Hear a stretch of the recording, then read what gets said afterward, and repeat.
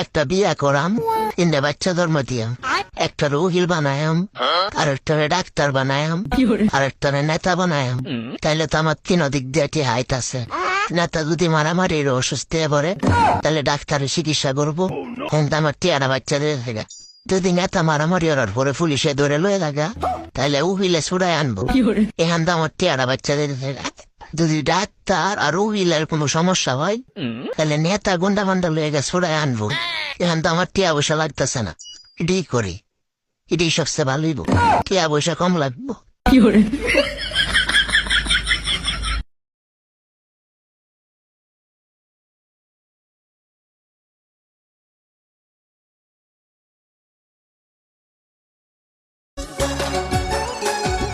সবাই তারে মনে করে 80 টাকা তোলা, আসলে সে নয় রে সরল, নয় রে দিলে খোলা।